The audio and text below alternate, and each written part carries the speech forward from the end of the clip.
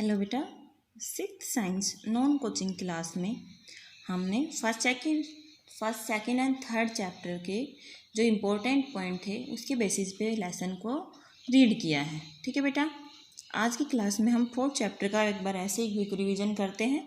ठीक है, कुछ एक इम्पोर्टेंट पॉइंट है जिनके बारे में हम इस लेसन के बारे में डिस्कस करते हैं, जिनके बेसिस पे। ठीक है, देखो बेटा, स्टार्ट करते हैं। Objects around us are different in shape, size, colour and appearance. ठीक है, ऑब्जेक्ट्स जितने भी अपने पास ऑब्जेक्ट हैं क्या होते हैं बेटा, सब अलग अलग होते हैं। चाहे वो शेप वाइज देखें, साइज में देखें, कलर देखें या फिर अपीयरेंस देखें। कुछ एक कलरफुल होते हैं, कुछ एक कलरलेस होते हैं। अपीयरेंस में देखें, किसी का डल सरफेस है, किसी का प्लेन सरफेस है। ठीक है, तो शेप की बात करें, कोई गोल है, ठीक है, कोई स्क्वायर में है, कोई लंबा है, तो हर तरह से क्या हो सकता है, वो अलग हो सकता है। साइज़ की बात करें, कोई छोटा है, कोई मीडियम है, कोई बहुत बड़ा है। तो इस तरह से हर एक ऑब्जेक्ट में क्या होता है, वेरिएशन होता है। ठीक है, नेक्स्ट पॉइंट क्या कहता है, several materials can make one object. बहुत सारे जो मटेरियल है मिलके एक ऑब्जेक्ट की फॉर्मेशन कर सकते हैं। And one material can make several object, और एक मटेरियल बहुत सारे ऑब्जेक्ट की फॉर्मेशन कर सकते हैं। यानी कि वाइज वर्सा, एक दूसरे से उल्टे हैं। ठीक है, एक से अगर बहुत सारे मटेरियल हैं अपने पास तो हम उससे एक ऑब्जेक्ट फॉर्म कर सकते हैं। ठीक है, और अगर अपने पास एक मटेरियल है तो उससे क्या हो सकते हैं, बहुत सारे ऑब्जेक्ट भी फॉर्म हो सकते हैं। ठीक है, जैसे अपने पास अगर मैं एग्जांपल दूँ, जैसे लकड़ी है तो मटेरियल हो गया अपने पास एक लकड़ी है, लेकिन लकड़ी से क्या हो सकते हैं, बहुत सारे ऑब्जेक्ट है वो बन सकते हैं। जैसे मेज है, विंडो है, डोर्स हैं। ठीक है, चेयर है। नेक्स्ट आते हैं, a particular material is used for a particular work. एक पर्टिकुलर मटीरियल को हम पर्टिकुलर वर्क के लिए ही यूज करते हैं। जैसे पर्टिकुलर मटीरियल की बात हो रही थी, अगर हम ग्लास की बात करें, ठीक है, तो ग्लास यूटेंसिल्स में, ठीक है, विंडो ग्लास में, ऐसे उनको पर्टिकुलर चीज़ बनाने में ही हम यूज कर सकते हैं। हर एक ऑब्जेक्ट उनसे फॉर्म नहीं हो सकता। ठीक है, लेदर की बात करें, लेदर के शूज़, लेदर बेल्ट, ठीक है, तो इनसे क्या बन सकते हैं, लेदर जो मटेरियल है उससे लेदर की चीज़ें, जो एक दो चीज़ें स्पेसिफिक हैं वो हम उससे फॉर्म कर सकते हैं। ठीक है, materials are hard and soft, lustre and dull. Material कैसे हो सकते हैं बेटा, हार्ड हो सकते हैं, सॉफ्ट हो सकते हैं, ठीक है, उसके अलावा लस्टरस हो सकते हैं, उनमें साइन हो सकते हैं, डल हो सकते हैं।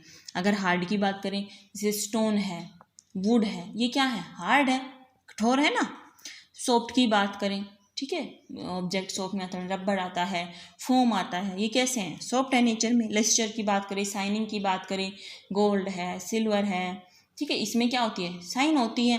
जबकि बात करें डलनेस की, डल सरफेस की बात करें, तो अपने पास डल सरफेस क्या हो गया, देखो रबड़ है, रबड़ का भी कैसा सरफेस होगा, डल सरफेस हो गया। उसके अलावा नॉन मेटल्स आती हैं, जितनी भी नॉन मेटल्स हैं उनका कैसा सरफेस होता है बेटा, डल सरफेस होता है। और मेटल्स का कैसा सरफेस होता है, साइनी सरफेस होता है। ठीक है, आया था ना चैप्टर में मेटल के बारे में, नॉन मेटल के बारे में हमने पढ़ा था तब।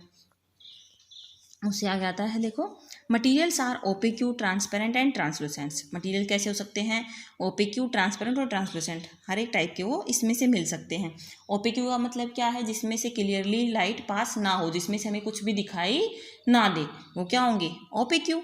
ट्रांसपेरेंट, जिसमें से क्लियरली लाइट पास हो जाए और उसमें से हम ट्रांसपेरेंटली इजीली कुछ भी विजिबल देख सकते हैं। ठीक है, ट्रांसलूसेंट, जिसमें से हमें धुंधला दिखाई दे, यानी कि कुछ पार्ट लाइट का उसमें से पास हो। ठीक है, तो देखने की बात करें तो सबसे ट्रांसपेरेंट यानी सबसे क्लियरली किस में से दिखेगा, ट्रांसपेरेंट में से।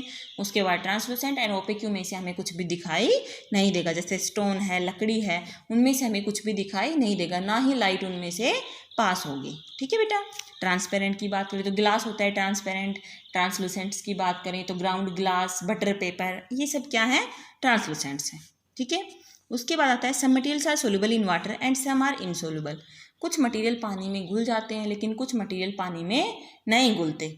किसके बेस पे कर सकते हैं, जैसे चीनी है, पानी में घुल जाती है, लेकिन तेल है वो पानी में नहीं घुलता। ठीक है, मिट्टी, सैंड है, पानी में नहीं घुलती। लेमन जूस पानी में घुल जाता है। मस्टर्ड ऑयल है या रिफाइंड ऑयल है, किसी भी टाइप का ऑयल है वो पानी में नहीं घुलता। ठीक है बेटा, तो अगर घुलने की बात हो रही है तो जब कोई दो लिक्विड्स आपस में घुल जाए या फिर सॉलिड लिक्विड आपस में घुल जाए, वो कौन से लिक्विड होंगे बेटा, मिजिबल लिक्विड्स। जब दो लिक्विड्स आपस में घुल जाएं, जैसे लेमन जूस प्लस वाटर, हम मिक्स करेंगे तो दोनों आसानी से आपस में मिक्स हो जाएंगे, घुल जाएंगे, तो उन्हें हम क्या बोलेंगे, मिजिबल लिक्विड्स बोलेंगे। लेकिन दो लिक्विड अगर आपस में नहीं घुलेंगे, जैसे अपने पास मैं बात करूँ पानी की और ऑयल की, तो पानी और ऑयल आपस में मिक्स नहीं होंगे। जब हम उनको मिला के कुछ टाइम के लिए रखेंगे तो उनमें अलग अलग लेयर फॉर्म हो जाएगी। जो वाटर है वो नीचे रह जाएगा और जो ऑयल है वो ऊपर आ जाएगा, क्योंकि जो ऑयल होता है उसकी डेंसिटी वाटर से कम होती है, वाटर की डेंसिटी ज़्यादा होती है, इसलिए वो नीचे सिंक करता है। जबकि ऑयल क्या करता है, उसकी डेंसिटी कम है, वो क्या है, लाइटर है पानी से, तो वो ऊपर फ्लोट करता है, तैरता है। ठीक है, तो ऊपर क्या आ जाएगा, ऑयल, और नीचे क्या रह जाएगा, वाटर। एक लेयर की फॉर्मेशन हो जाएगी। ऐसे लिक्विड्स को हम क्या बोलेंगे, इमिजिबल लिक्विड्स। जब दो लिक्विड आपस में मिक्स नहीं होते उन्हें क्या बोला जाता है, इमिजिबल लिक्विड्स। और जब दो लिक्विड आपस में मिक्स हो जाए तो उन्हें क्या बोला जाता है, मिजिबल लिक्विड्स। ठीक है, और ऐसे सब्सटेंस जो पानी में घुल जाए वो सोल्यूबल होते हैं पानी में, और जो पानी में नहीं घुले वो पानी में क्या होते हैं, इनसोल्यूबल होते हैं। ठीक है, ये कुछ एक पॉइंट्स थे जो अपने पास मेन आए थे इस चैप्टर में, उसके बारे में हमने रीड किया है। ठीक है, एक और था अपने पास, मैंने आपको बताया था सोल्यूट एंड सोलवेंट। ठीक है, सोल्यूट क्या होता है, सॉलिड पार्ट, एंड सोलवेंट क्या होता है, लिक्विड पार्ट मोस्ट ऑफ। लेकिन सोलवेंट की क्वांटिटी हमेशा क्या रहेगी बेटा, ज़्यादा रहेगी, और सोल्यूट की क्वांटिटी कम रहेगी। जब सोल्यूट और सोलवेंट दोनों को मिक्स किया जाता है तो अपने पास क्या फॉर्म होता है, सॉल्यूशन फॉर्म होता है। ठीक है, ये मैंने आपको चैप्टर में बताया था, तो आपको एक बार इस चैप्टर को अच्छे से क्विकली रीड करना है। ठीक है बेटा।